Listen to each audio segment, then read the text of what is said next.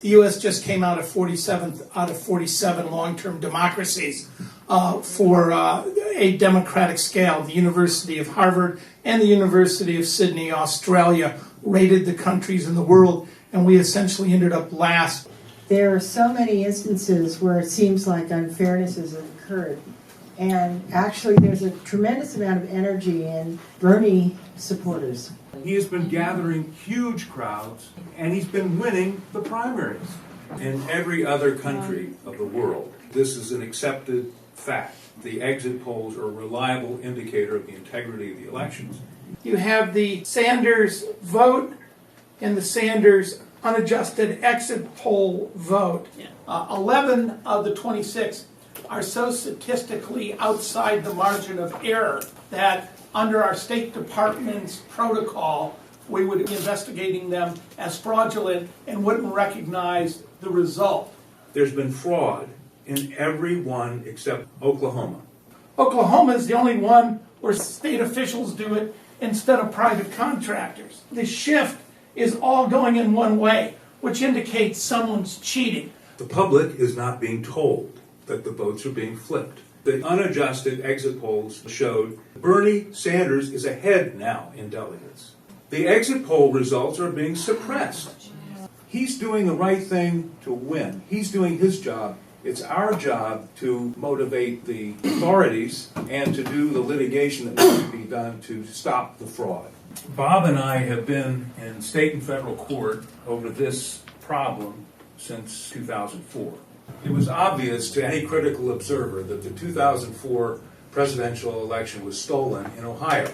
They commenced a criminal investigation, and they found evidence of fraud. Clint Curtis is a programmer. He designed a system to flip elections. Mr. Curtis, would you please state your full name for the record? Name is Clinton Eugene Curtis. Mr. Curtis, are there programs that can be used to secretly fix elections? Yes. In October of 2000, I wrote a prototype at the company I work for in Oviedo, Florida, that did just that. It would rig an election? It would flip the vote 51-49 to whoever you wanted it to go to and whichever race you wanted to win. So in other words, there's absolutely no assurance whatsoever on anything with regard to these machines? Absolutely none, unless you look at the source code and make sure it's safe before it goes in. If you have exit polling data that is significantly off from the vote, then it's probably hacked. I've talked to John Kerry. I briefed him after 2004. He knew wherever those machines were used, the exit polls didn't follow. I happen to be aware of exit poll results that actually showed that Kerry was winning the following day. And they assumed that Republicans were too shy to come up and say who they voted for. I went down there and talked to the election officials and go, man, you guys must have been crazy with that huge surge right at the end. And they go, what huge surge? No surge existed on the sign-in sheets for the precincts all over Butler, Warren, and Claremont County. Those three counties provided the entire margin of victory for George Bush and were 7 points off what the exit polls had predicted. In Youngstown, Ohio, they admitted 31 of their machines had to be recalibrated later in the day. Why? They were flipping votes from Kerry to Bush. This is what we used to call the red shift, which usually only occurred for the Bush family. What used to be the red shift has emerged as the Clinton shift.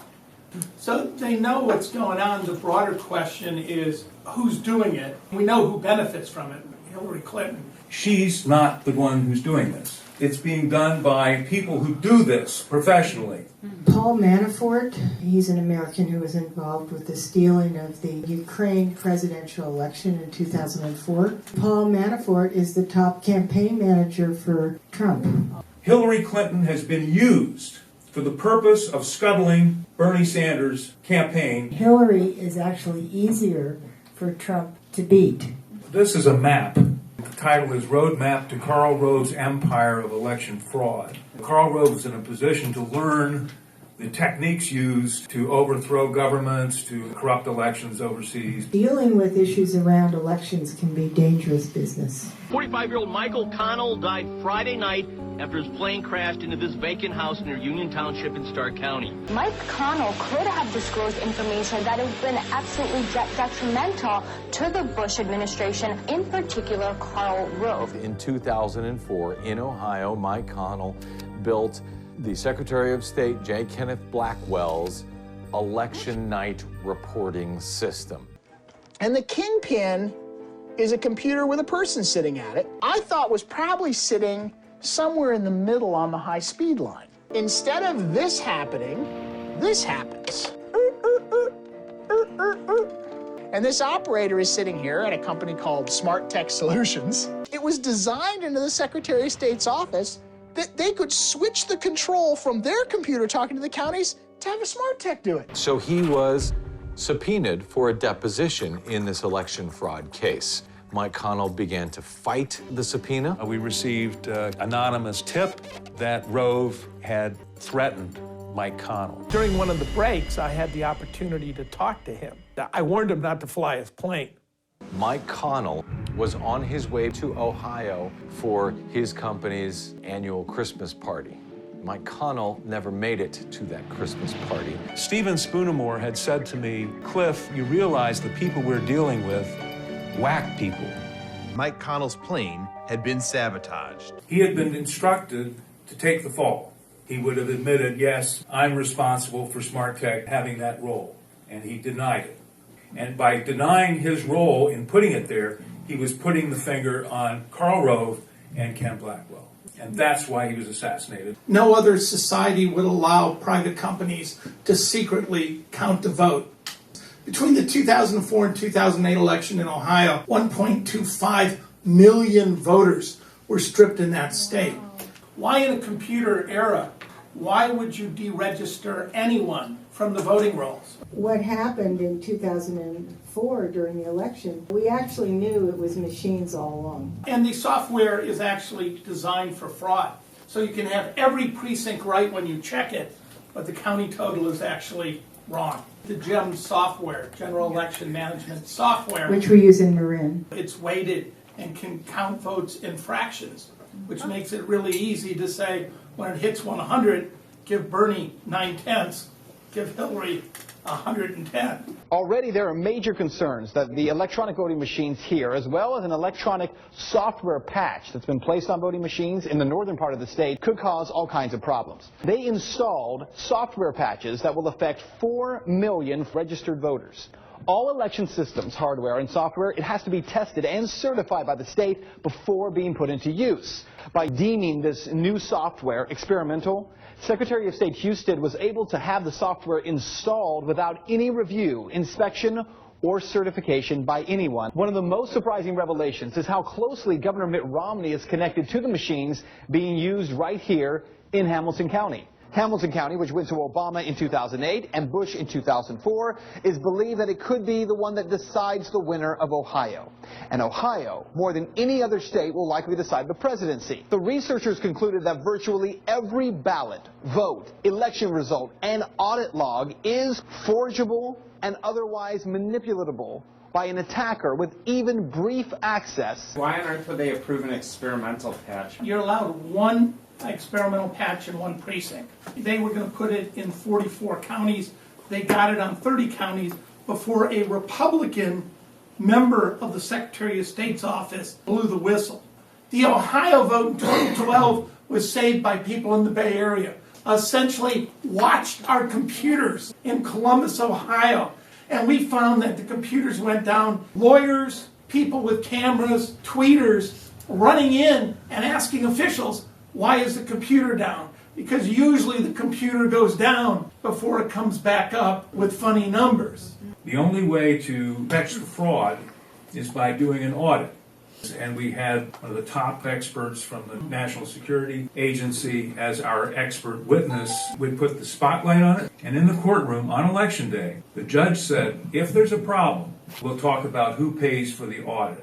We were keeping the FBI informed every step of the way.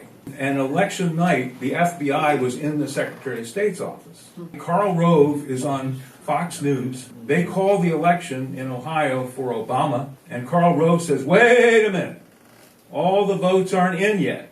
No one told Karl that the fix was off because the scrutiny was on. I think you're doing a great job of making the sale, but what do you suggest we and you do? Well, we're going to start now. And we are filing a lawsuit which will put the spotlight on these exit polls so that the public would know if there's apparent fraud. Guess what the media did? They canceled the exit poll. And that's why Lori and Bob are organizing a citizen exit poll. We may have to do them again in November with Paul Manafort heading up Trump's campaign. And the lawsuit is going to demand that all of the 24 exit polls now be published. We have identified which precincts in this country the fraud has occurred, and we will be going into court with a demand to inspect the ballots. We can do it publicly. Everybody can observe or participate. We've got the evidence. We've got the know-how. We've got the experts. So they're nailed. We expect that before the convention, the actual exit polls for the entire primary will be available for public view. And it's not just these exit polls, it's this precinct data, where we are going to be able to say where the votes were stolen. It's in the African American, Latino districts. The plaintiff is an entity called King Lincoln Bronzeville Neighborhood Association, which is an African American community, and they have standing because this has been a violation under 1983 section of the Civil Rights. And that case will be expanded to add additional plaintiffs, to add additional defendants. If it's filed in the state court, Bob Fitrakis has standing on multiple bases. He is the editor-in-chief of the Free Press. His newspaper has been ridiculed because they're covering up the crime which he's reporting.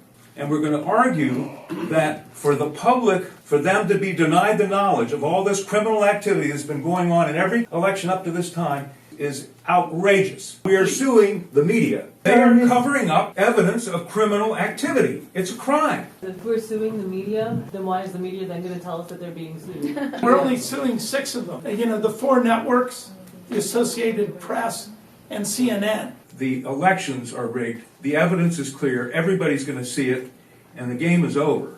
Do you think you're going to be able to get some form of injunctive relief in time to impact the election? Yes. Bernie has won, in fact, and he will win officially, and there's no way the Democratic Convention is going to nominate somebody on the basis of obviously stolen votes. When Bernie becomes a Democratic nominee, will the swing states be able to be won with these rigged machines? Once this lawsuit takes its course, the cheating game is over. The FBI and the Justice Department will be kept fully informed. I believe we have an honest Justice Department, an honest FBI, and there will be a prosecution of the people that are doing this. I believe there will be substantial industry pushback. Cliff, I have some concerns for your safety. What's important here is getting the truth out. Now, the public has a need to know today